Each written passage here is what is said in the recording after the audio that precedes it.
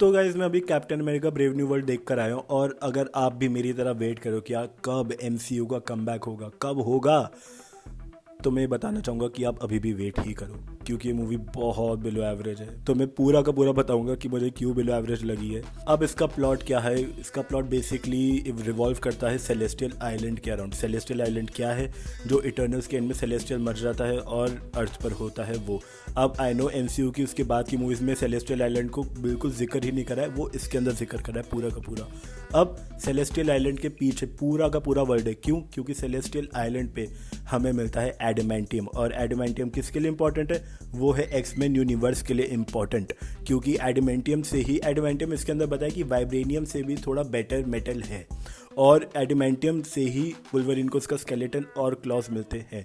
इसीलिए एडमेंटियम अब finally introduce हो चुका है एमसीयू के अंदर। तो हैरिसन फोर्ड जो प्ले कर रहे हैं एज प्रेसिडेंट रॉस, वो पूरे के पूरे वर्ल्ड को यूनाइट करना चाहते हैं कि भाई हम साथ में सेलेस्टियल आइलैंड को हम साथ में माइन कर सकते हो, साथ में सब एंजॉय कर सकते हो। Okay, no doubt. लेकिन इसके अंदर कैप्टन अमेरिका प्रेसिडेंट रॉस को असिस्ट कर रहा है, अलॉन्ग जो इसके अंदर कैप्टन अमेरिका की साइड किक है जो नया फैल्कन है वो भी। इन दोनों की जोड़ी मुझे बढ़िया लगी, बहुत बढ़िया बैंटर था, इसमें कोई भी कमी नहीं आई। बट अब आप सोचोगे इसके अंदर हीरो हीरो है, विलन कौन है? विलन है इसके अंदर सैम्यूल स्टर्न्स, जो कि अगर आपको नहीं पता वो है द लीडर। अब द लीडर वो बना कैसे, इसका मैं शॉर्ट ओरिजिन बता देता हूँ। जैसे हल्क को उसकी पावर मिली थी गामा रेस से और वो बन गया था बहुत ज़्यादा पावरफुल, वैसे ही सैम्यूल स्टर्न्स को पावर मिली थी ब्रूस बैनर के गामा रेडिएटेड ब्लड से। लेकिन उससे वो शक्तिशाली नहीं बना, उससे वो सुपर इंटेलिजेंट बन गया। मतलब आप मान के चलो एमसीयू का ब्रेनियक या फिर एमसीयू का थिंकर जो डीसी का है। तो सैम्यूल स्टर्न्स इसका मेन विलन है, और सैम्यूल स्टर्न्स ही सारे के सारे चेस बोर्ड इधर उधर कर रहा है आगे पीछे, और वो प्रेसिडेंट रॉस को काइंड ऑफ फ्रेम करता है इस मूवी के अंदर। मैं ज़्यादा स्पॉइलर दूंगा नहीं। इसके अंदर हमें एक और कैरेक्टर देखने को मिलेगा, वो होगा इजाया ब्रैडली, जो हमें दिखा था Falcon and the Winter Soldier में। And let me tell you, मुझे इजाया ब्रैडली के सारे सीन टॉप नॉच लगे। क्या सीन्स थे भाई उनके, मज़ा आ गया। अब मैं बताना चाहूँगा इसमें क्या बुरा है क्या अच्छा है, लेकिन पहले मैं अच्छे में बता देता हूँ। अच्छे में ये है कि भाई हाँ, इसके अंदर जो एरियल कॉम्बैट का सीन है सेकंड हाफ में, वो मुझे बहुत ही बढ़िया लगा। क्योंकि फर्स्ट हाफ है ना, पूरा का पूरा प्लॉट सेटअप करने में निकल जाता है।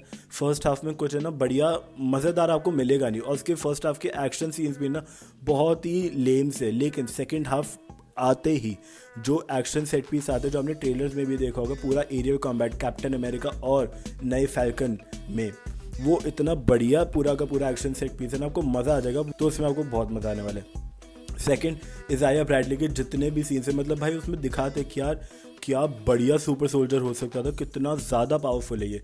तो इजाया ब्रैडली के सारे सीन्स मुझे बेहतरीन लगे। बहुत ही ओवर द टॉप सीन्स नहीं है, लेकिन जितना भी ब्रीफ सीन्स दिखाए ना, मुझे बहुत बढ़िया लगे। सैडली यही दोनों चीज़ मुझे बेस्ट लगी, क्योंकि अब आप सोचोगे कि मैंने इसके अंदर red Hulk versus captain America क्यों नहीं बोला। अगर आपने इसके ट्रेलर्स और प्रमोशनल मटेरियल देखा है ना, तो मैं बता दूं, आपने हैरिसन फोर्ड और एंथनी मैकी यानी कैप्टन अमेरिका और रेड हल्क के बीच की फाइट पूरी देख ली है। बिकॉज येस, आई थिंक कि बैटमैन वर्सेस सुपरमैन की मार्केटिंग टीम और इस मूवी की मार्केटिंग टीम एक है। क्योंकि भाई दोनों ने अपनी मूवीज़ में, दोनों ने अपनी ट्रेलर्स में पूरी मूवी दिखा दी थी। जैसे बैटमैन वर्सेस सुपरमैन में पूरा का पूरा डूम्सडे का रिव्यू दिखा दिया था, वैसे इसी के अंदर पूरा का पूरा रेड हल्क दिखा दिया है। आई डोंट नो कि भाई अगर वो थोड़ा सा भी टीज कर देते ना रेड हल्क को, और वो पूरा का पूरा एक्शन सेट पीस इस मूवी के लिए छोड़ देते, ये मूवी बहुत अच्छी और जा सकती थी। लेकिन नहीं, उनको पता नहीं क्या लगा। तो आई गेस बहुत अच्छा हो सकता था, लेकिन और ये मूवी पता है मुझे थोड़ी सी क्लिकबेट भी लगती है। क्लिकबेट क्यों? क्योंकि इसके अंदर पूरी की पूरी मूवी मार्केट हो रही है around red Hulk versus captain America, लेकिन वो आपको देखने को मिलेगा लास्ट के 5 मिनट में ही, और इनकी फाइट मात्र 5 मिनट है, उससे ज़्यादा नहीं है। लेकिन वो जो 5 मिनट भी है ना, वो बहुत शानदार है भाई, उसमें मज़ा आएगा आपको, नो डाउट। जो रेड हल्क की पूरी CGI है ना, वो मुझे बहुत अच्छी लगी, नो डाउट। इसके अंदर एक और अब आते हैं कॉन्स पे। भाई कॉन्स बहुत सारे, बहुत ही सारे। इसके अंदर जो लीडर का कैरेक्टर है ना यार, उससे डर ही नहीं लगता। पता नहीं क्यों मार्वल को क्या हो गया, वो अपने सारे बढ़िया बढ़िया विलन्स को इतनी गंदी तरीके से वेस्ट कर रहा है। गॉड द गॉड बुचर, मैं तुम्हें बोल रहा हूँ, मतलब मुझे इतना बुरा लगता है ना भाई, जैसे गॉड द गॉड बुचर के साथ हुआ था, वैसे लीडर के साथ भी। लीडर इतना वेस्ट करा है ना उन्होंने, मैं क्या बताऊँ। लेकिन चलो वो तो छोड़ो, फिर भी उसे थोड़ा स्क्रीन टाइम मिला।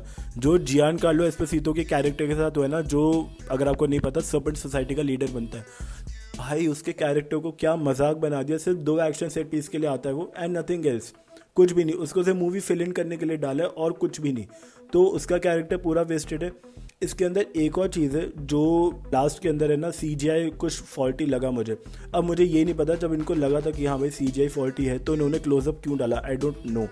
तो उसके अंदर CGI आपको 2-3 शॉट्स में फॉल्टी लगेगा, वैसे नहीं। बट आपको ये मूवी पता लगेगा देखने के बाद कि यार इसका इम्पैक्ट आगे उतना लगा नहीं, क्योंकि हाँ ठीक है हमें एडामेंटियम इंट्रोड्यूस कर दिया मार्वल सिनेमैटिक यूनिवर्स में, बट वो आगे किसी और मूवी में भी ब्रश अपॉन कर देते ना तो चल जाता। तो इस मूवी का मोटा मोटा कुछ है ना इम्पैक्ट एज सच मुझे लगा नहीं कि बहुत बड़ा इम्पैक्ट है MCU में, बहुत माइनर सा इम्पैक्ट है कि अगर आप नहीं भी देखो ना किसी और मूवी में इसका, इस मूवी का रिकैप देख लो तो आपको कोई फ़र्क पड़ेगा नहीं। अब आते हैं परफॉर्मेंसेस पे। यार मुझे हैरिसन फोर्ड और एंथनी मैकी की परफॉर्मेंस बहुत अच्छी लगी, नो डाउट। यार Anthony Mackie is a very good actor, उसकी परफॉर्मेंस में कोई प्रॉब्लम नहीं लगेगी। And I am one of दोस्त जिसको एंथनी मैकी एज या फिर यानी Sam Wilson as Captain America नहीं जमता। मेरे लिए बकी बार्न्स ही कैप्टन अमेरिका है। बट ये चीज़ इतनी इंटरेस्टिंग है क्योंकि ये सैम विल्सन मूवी के अंदर भी बोलता है कि जैसे ही डाउट्स हिमसेल्फ, ही थिंक्स कि वो राइट चॉइस नहीं है कैप्टन अमेरिका का, बकी बार्न्स है, वो भी खुद बोलता है। तो वो मुझे चीज़ अच्छी लगी कि जैसे ऑडियंस डाउट कर रही हो उसे, वैसे वो भी खुद को डाउट कर रहा है और ओवरकम करता है। तो वो चीज़ एक नाइस टच था इस मूवी को लेकर। लेकिन आपको ये मूवी पता लगेगा कि हाँ ये मूवी रीशूट्स की शिकार हुई है और ये मूवी में इसी चीज़ की प्रॉब्लम हुई है। तो यार मैं तो ये बोलूँगा मेरे लिए मूवी बहुत ही एवरेज थी, 4.5 आउट ऑफ 10 दूंगा मैं इस मूवी को।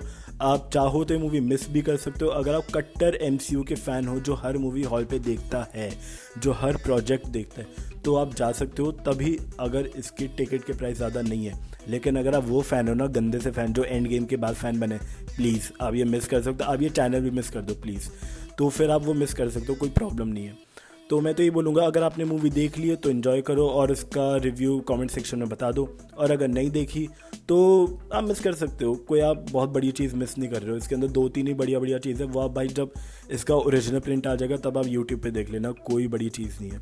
और इसका एक पोस्ट क्रेडिट सीन है जो कि ठीक है, इतना कुछ बढ़िया भी नहीं है, इतना कुछ अच्छा भी नहीं है, बहुत ही वेग पोस्ट क्रेडिट सीन है। मुझे बढ़िया लगता है कि अब मार्वल ने अपनी गलती पहचान ली है कि जैसे वो पुरानी मूवीज़ के अंदर पोस्ट क्रेडिट सीन डालते थे ना बढ़िया जिसका आगे कुछ भी पे ऑफ नहीं हुआ, वैसे इसके अंदर इन्होंने गलतियाँ अपनी पहचानी और इस मूवी के अंदर इतना वेग इन्होंने पोस्ट क्रेडिट डाला है ना कि जो अगर ये आगे टच ऑन भी ना करे ना तो इन्हें फ़र्क नहीं पड़ेगा। तो ये अब नहीं सही है ना, ये काफ़ी है ना, राइटर्स काफ़ी क्लेवर निकले इस मूवी के अंदर।